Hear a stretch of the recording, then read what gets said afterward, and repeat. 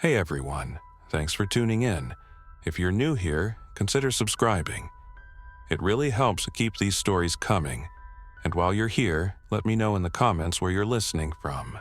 Now, sit back, relax, and let's get into the story.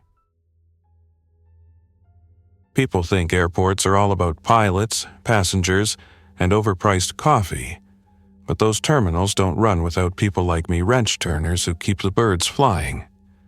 I work graveyard shifts at a regional maintenance hangar near a mid-sized airport. It's quiet mostly. Fix a light, inspect hydraulics, chase down strange noises. Nothing too wild. At least it wasn't until last night. I was under the fuselage of a 737, replacing a faulty pressure sensor when the call came in. "Jay, you better get up here. Something's wrong with that medical evac flight that just landed," said Cody, our hangar lead. "Wrong how?" I asked, rolling out from under the plane. He didn't answer, just, "Get up here, now." I wiped my hands, tossed the wrench into the toolbox and jogged across the tarmac toward the gates. The evac plane had arrived without much warning. No lights, no radio chatter, no ground clearance. Just dropped out of the sky and parked itself near Hangar 3 like it belonged. The thing is, we don't get medevac flights. Not at 2 a.m., not without notice. I got there just in time to see the cockpit door fly open. The pilot stumbled out, blood smeared across his face. He collapsed on the pavement, convulsing, eyes wide with something I can only describe as terror. Security hadn't even made it to the scene yet. Cody was backing away slowly. He bit the co-pilot. I saw it. Bit him. "What?" "And there's..." Cody's voice cracked. "There's movement in the cabin." I glanced toward the cabin windows, shapes shifting. Hands slapping the glass, fast. I didn't wait to see more. I grabbed Cody's arm and dragged him toward the nearest tow tug. We barely made it 20 feet before the evac plane's cabin door burst open. They weren't patients. Not anymore. The first one out of the cabin dropped hard, knees bending the wrong way, bones crunching on impact. Didn't stop it. It stood back up like someone yanked at strings. Eyes glazed over, mouth twitching, hospital gown flapping open in the wind. Then came the others. Cody and I jumped into the maintenance tug. I fired it up, and the electric motor whined as we took off across the tarmac.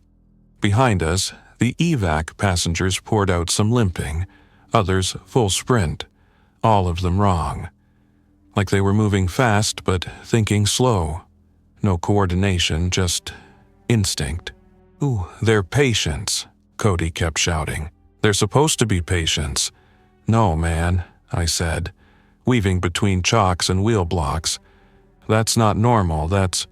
I didn't finish. One of them leapt and slammed full force onto the rear of the tug, knocking the cart off balance. Cody screamed. I swerved hard. The thing tumbled off, skin tearing on the asphalt. It didn't even flinch, just got up and started running again. We made it to Hangar 2 and hit the brakes. "Inside now!" I yelled, grabbing the manual door release. We rushed in, sealed the steel doors, and locked them down with chains meant for hurricane prep. I killed the lights. Cody sat on the floor, shaking, sweat dripping off his chin. "I saw one tear through an arm like it was paper," he whispered, co-pilot, screaming. Then nothing. I wanted to say he was exaggerating, that adrenaline was messing with his head, but I'd seen the pilot's face, the way those passengers moved. Something was very wrong. I headed to the emergency locker. It had some basic supplies, first aid, backup radios, and a few flashlights. No weapons, just tools. I grabbed a long torque wrench. Heavy. Solid. Outside, we could hear them. Not just the moans, thuds, dragging feet, fingernails scraping the hangar walls. One of them tried the side door. The knob rattled, then pounding. Again and again. Then it stopped. For about 10 seconds, everything went still. Then came the alarms. From the airport terminal. A high-pitched warning tone we never hear, not even for tornadoes or bomb threats.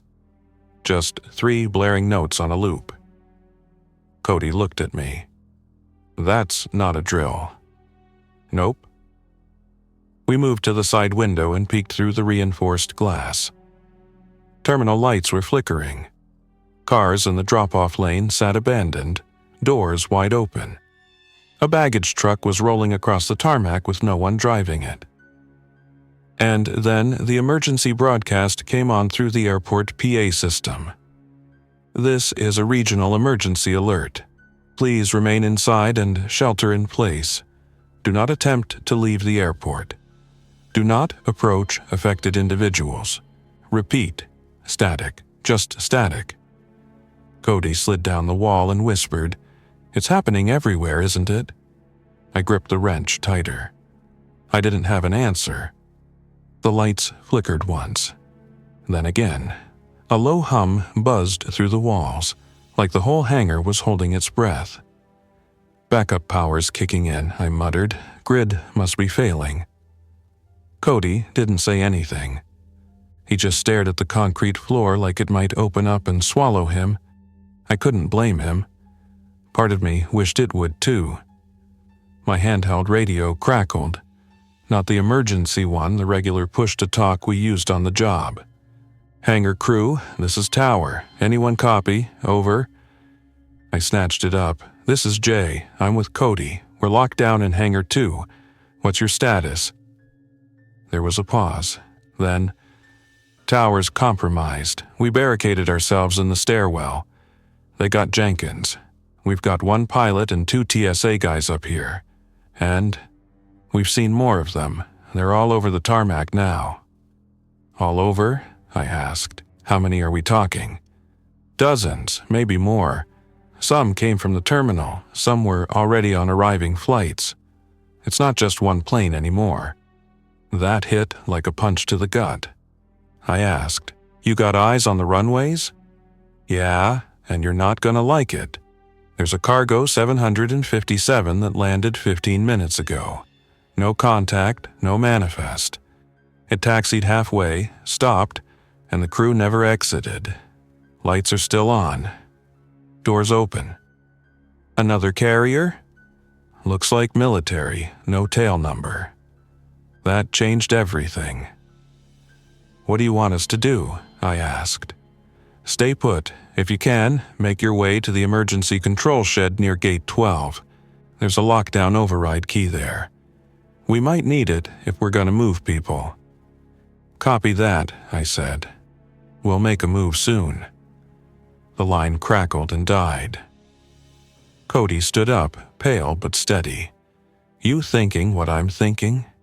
"Yeah," I said. "If there's a military bird here, this isn't just some local outbreak." He nodded slowly. "We've got to find out what's on that plane." I looked at the wrench in my hand. Not enough, not anymore. We searched the tool bench and found a fire axe, old but sharp, and a handheld blowtorch used for emergency welding. Not weapons, but better than nothing. We cracked open the rear maintenance door. The night air hit us like a slap humid, tense, charged with static. We slipped out and stuck close to the hangar walls, ducking behind carts and loader vehicles. Movement by the jet bridge caught my eye. Something was crawling. Fast. A ground crew guy, or what was left of one, dragging himself with one arm, face slack, skin gray. His vest still blinked red. We froze behind a stack of chalks. His head suddenly snapped toward us. No eyes, just cloudy voids where they used to be. "Go," I whispered. "Now." We sprinted. Behind us, the dragging turned into sprinting. We didn't stop running until we reached the towpath behind Hangar 4. Cody gasped for breath, leaning on a luggage cart for cover. My chest burned, but I kept my eyes on the terminal, still flickering. Still wrong. Then I saw it. the military 757. Its nose was pointed toward the far end of the runway, but it had stopped short. No ground crew, no motion, no pilot in the window. Just the whine of auxiliary power humming from inside and the cargo door wide open. Something felt off, even more than usual. We crept closer. No signs of movement, no blood, just rows of ground aircraft and the looming silhouette of that unmarked plane. Cody whispered, "You sure about this?" "No," but I kept going. We climbed the small service ladder up to the open cargo bay. Inside, rows of containers were secured with steel netting and locked clamps. There were hazard markings, but no writing. No serial numbers, just stencils that had been spray-painted over. "What the hell is all this?" Cody asked. I moved in closer. One of the containers was dented like something had hit it from the inside. Then I heard it. A faint click, click, click, like fingernails on aluminum, from inside the crate. We both froze. A small hatch on the side of the crate twitched. Not opened, just moved like something was testing it from within. I backed away slowly. "Cody, we need to..." Thud! Something inside slammed the hatch from the other side. The whole container jolted. And that wasn't the only one. The other crates started moving too. I turned just in time to see a silhouette standing at the far end of the bay near the cockpit door. A uniform, helmet, rifle slung on the back. Eyes wide, glassy, lips trembling. A soldier, still alive. He raised a finger to his lips. "Don't make a sound." Then, behind him, the cockpit door opened. Another soldier stepped out. But he wasn't alive anymore. His jaw hung loose. His skin was drained of color. His face contorted in that too familiar way. He launched forward, tackling the one who warned us. They both slammed into the cargo release lever. Clang! The entire plane shuddered. The crate locks disengaged. Cody didn't wait. He bolted. I followed. Behind us, the containers burst open with shrieks, high-pitched, broken, like radio static and screaming combined. Not human. Not anymore. We leapt from the open cargo ramp. I hit the tarmac hard, rolled and kept moving. Cody pulled me behind a fuel truck, panting. What the hell was in those crates? "I don't know," I said, "but it wasn't supposed to get out." We peeked around the truck. Things shaped spilled from the cargo plane like spiders from a broken egg. Fast, erratic, some on all fours, others upright, limbs too long or bending wrong. Some still wore restraints, most had broken free. Then we saw the worst of it. They weren't just going after people. They were going after each other too. Feeding, changing, spreading. I looked at Cody. "We need to get to that emergency shed, now." He nodded, jaw clenched. We stuck to the shadows and made our way towards Gate 12, unaware something had already started following us, something that wasn't there a minute ago. Gate 12 was half a mile of open tarmac away. No cover, no guarantees. Between us and the emergency control shed were scattered baggage carts, idle tugs, and the rising echo of distant screams. We sprinted. The sound of those things, the ones from the cargo plane, never stopped. It was like they were part of the wind now, hissing and shrieking, feeding off panic. The air itself felt wrong. Halfway there, we passed a body, a pilot. Face down, blood pooled around his cap, but something was off. His neck was bent like he'd twisted it himself. A sidearm was in his hand, empty. Whatever had happened, he went out fighting. Cody hesitated. "You think?" "No time," I said. "Keep moving." We made it to the shed. It was a steel utility shack tucked behind a jet bridge support beam, camouflaged from casual view. I'd only been inside it once during training, once for a false alarm. I pulled the keycard from my lanyard, swiped it. Nothing. Red light. Come on, come on. Second swipe. Green. We slammed the door shut behind us and locked the 3 interior latches. Inside, it was cramped, full of dusty maps, breaker switches, and 2 emergency kits on the wall. A red light glowed above the control terminal. I took the backup override key from a locked panel. One use only. Then I heard something. Breathing. I turned. There was someone already inside. He stepped from the shadows, hands raised, flashlight aimed low. He wore an airline crew jacket, flight badge clipped to his chest, and he looked like he hadn't slept in days. "I'm not infected," he said fast. "Name's Marcus. Flight engineer. I saw you 2 from the jet bridge. Figured I wasn't the only one left." Cody lowered the fire axe slowly. "How long you been in here?" "Since the terminal got overrun," Marcus said. "I've seen a lot of bad, but this..." He shook his head. "They're not just passengers. TSA, staff, security, they're all turning, like it's airborne. Or instant." "No bite marks?" I asked. He pulled up his sleeves. "Clear. I'm good, for now." I looked at the emergency console. It could open or seal gates, disable fuel pumps, or trigger evacuation sirens across the airport. But the system was in lockdown override, meaning someone up in the tower had already pulled rank. "We're boxed in," I muttered. Marcus stepped beside me. "Not unless we force open Gate 14. That one leads to the private hangar service road. I saw a car parked there. Might still be keys in it." Cody pointed to the screen.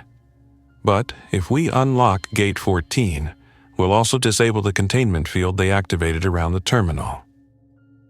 "And let whatever's inside spill out," I said. The silence said it all. Marcus looked between us. "What's the alternative? Wait here until those things find us?" Something scraped outside. We all froze. A shadow passed across the reinforced glass slit in the door. Then a thump. Then another. Whatever it was, it knew we were in there. Marcus grabbed one of the emergency kits and stuffed it with water, a flare, and the spare key. I input the manual override sequence. The screen asked, "Disable perimeter lockdown and open Gate 14? I hovered over Y, then pressed it. Somewhere outside, a heavy gate groaned as motors kicked to life. Cody tightened his grip on the axe. Marcus looked at me and said, "We've got one shot." Then the lights went out. The emergency shed went pitch black. No hum of backup power, no flickering monitors, just the silence heavy, suffocating, and the soft, unmistakable sound of movement outside. I could hear them. Claws, or fingers, dragging along the walls. Marcus clicked on his flashlight, keeping the beam low. Cody readied the axe, hands trembling but steady. "Gate 14's a 2-minute run," Marcus whispered. "Straight past the maintenance ramp, under the jet bridge, and left. If that service road's clear, we're out." "If," I muttered. I cracked open the door. The night was colder now. Not weather cold. Empty cold. Like whatever life had been left in the airport had finally died. We stepped out, one by one, staying low. The sky was starting to lighten in the east, maybe an hour till dawn. As we crept forward, the wind shifted and carried with it the sound of tearing flesh. To our left, the remains of a flight crew, torn apart near a luggage tram. One of the creatures was still hunched over them, feeding. It didn't look up. We didn't stop. We passed the first hangar, then the second.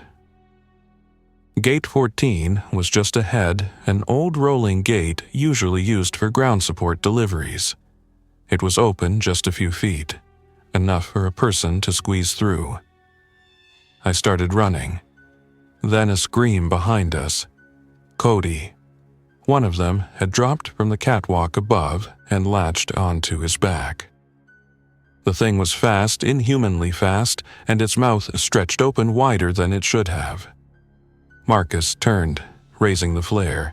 I didn't even think. I grabbed a spanner from the ground and swung hard. The creature fell off Cody, screeching, its leg half broken but still twitching. It scurried backward, dragging itself with freakish strength. Marcus lit the flare and shoved it into its face. The thing shrieked and burst into a run away from us into the dark. We pulled Cody to his feet. "You okay?" Yeah, didn't bite me, I swear, just knocked me down." No time to argue. We reached Gate 14 and squeezed through one by one. On the other side was the private hangar road, cracked pavement, empty lights, and one lone pickup truck parked near the fuel station. Still intact, Marcus sprinted toward it, checking the door. It opened. He reached under the visor and pulled out keys. "Get in." Cody and I piled into the back. Marcus fired the engine. It roared to life. Then we saw them. Pouring out from the airport behind us, dozens of those things. Not just shambling bodies. Running, flailing, twitching forms, their limbs jerking, eyes glowing faint in the low light. Like they sensed the way out. Marcus gunned it. The truck bounced down the road, tires screaming as we tore past hangars and old terminals. Cody shouted, "We need to find somewhere to hole up, somewhere secure." Marcus didn't take his eyes off the road. "I know a place. Military surplus lot a few miles from here, if we're lucky." A body slammed into the windshield. We swerved, crashed through a chain-link fence and barely stayed upright. But we kept moving. I looked back. The airport was vanishing behind us, but smoke had started rising from one of the hangars. And above it, just for a second, I saw lights. Red, flashing, moving low across the runway. A helicopter. Someone was still there. Or something worse was just arriving. The sun had started to rise, faint streaks of gray creeping over the horizon by the time we reached the military surplus yard. It sat in a forgotten corner off the highway, ringed by rusted fencing and camouflage netting. Half the lot was covered in mothballed equipment. Fuel drums, broken-down Humvees, crates stamped with "Property of us Gove, do not remove." Marcus killed the engine and coasted in behind a tarp-covered truck. We sat there for a second, silent, breathing. Then I broke it. "The helicopter back at the airport. Anyone else see it?" Cody nodded. "Yeah, it wasn't commercial." Marcus frowned. "Black body, no lights except for the reds? That's not good. Could be military. Or worse." We got out and checked the yard. The place had clearly been looted before. Some containers were open, their contents gone or scattered. But there were still plenty of hidden nooks and rusty bunkers along the back wall. One of them, an old comms trailer, looked intact. "Let's make this our fallback spot," I said. "If we get separated, meet here." We pushed inside. It smelled like mold and dust, but it had 2 bunks, an old radio unit, and just enough space to breathe. That's when Marcus opened one of the crates. Inside, flares, MREs, basic medical kits, and a flare gun. He handed it to me. "Just in case we get attention we don't want." Cody collapsed on a bunk, exhausted. I started checking the perimeter while Marcus fiddled with the radio. He managed to get static. Then voices. A woman, somewhere out there, repeating the same line. "Safe zone established east of Riverbend. All uninfected, report to evacuation checkpoint Charlie." This is a repeating emergency transmission. We looked at each other. I know where that is, I said. About 20 miles from here, maybe 30. Forest roads, though. Dangerous terrain. We can make it, Cody said, sitting up. We just need time, rest, fuel. But time wasn't something we had. A sound echoed across the yard, crunching gravel. We ducked down, listening. Another sound, a metallic rattle. A container door swinging open, then a click, the unmistakable sound of a gun being cocked. Marcus whispered, "Someone's out there." He peeked through a gap in the trailer wall. His eyes widened. Not someone. Several. Armed, not infected. I looked. 2 figures in dark gear, tactical helmets, strange insignias on their shoulders. No lights, no voices, moving with precision. Not scavengers. Military? I asked. Marcus shook his head. Not any branch I know. Then one of them turned. His face was pale, not rotting, not monstrous, but blank. Emotionless. He walked toward the trailer. We backed away. Cody whispered, "What if they're here for survivors?" I kept the flare gun raised. Then why aren't they calling out? Footsteps now, close. We held our breath. Then a mechanical voice crackled from outside. Thermal scans confirm recent activity, non-infected signatures detected. Search and retrieve protocol authorized. Marcus mouthed, "Run." I kicked open the back of the trailer. We bolted through the lot, weaving between crates and torn fencing. Gunfire erupted sharp, controlled bursts. Dirt exploded near our feet. One of them shouted, "Capture priority, minimal damage." We dove into the cab of an old Humvee. Marcus hot-wired it in under 10 seconds. Guy must have done this before, and we peeled out of the yard, smashing through the gate. They didn't follow on foot. Because, as we pulled away, I saw something behind them. One of the figures wasn't human, not anymore. Its eyes glowed like burning coals, and when it opened its mouth, something slithered out like smoke, or wires, or both. Cody whispered, "What the hell are those things?" I didn't answer, because I had no idea if they were even from Earth. We didn't speak for the first 10 miles. The old Humvee roared through forest backroads, chewing up dirt and debris. Branches scraped the windshield, and morning fog hung low across the hills. Somewhere behind us, that Black Ops crew, whatever they were, was either regrouping or tracking us. Probably both. Marcus drove like a man who had nothing left to lose. Cody sat next to him, quiet, staring out the window like he was trying to wake up from a nightmare.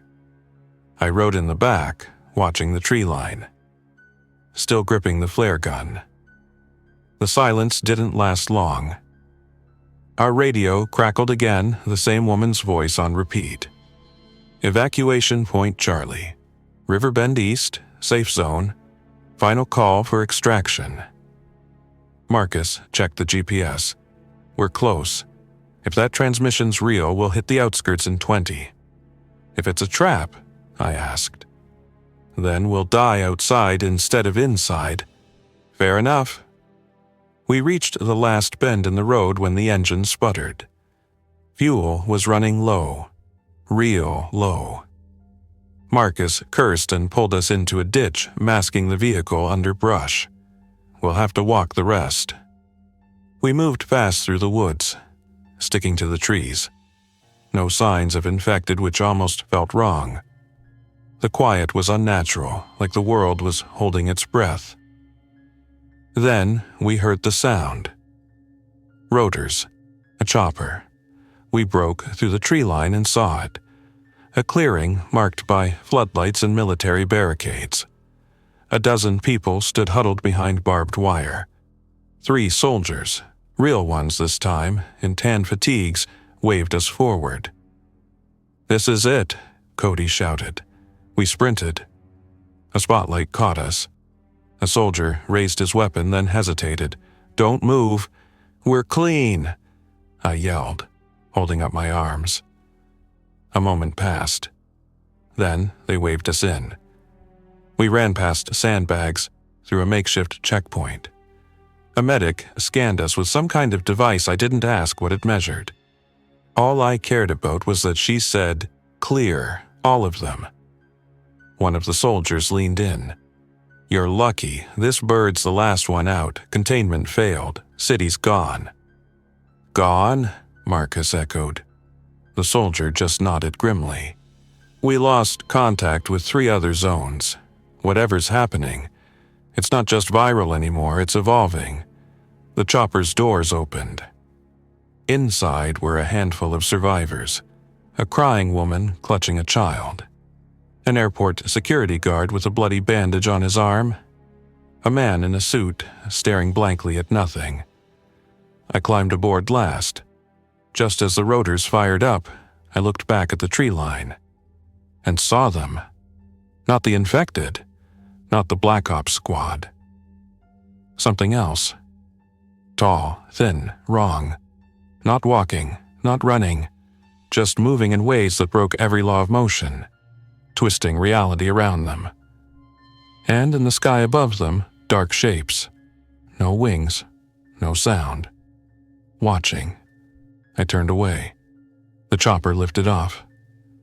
We rose into the gray morning sky as the safe zone below was overrun.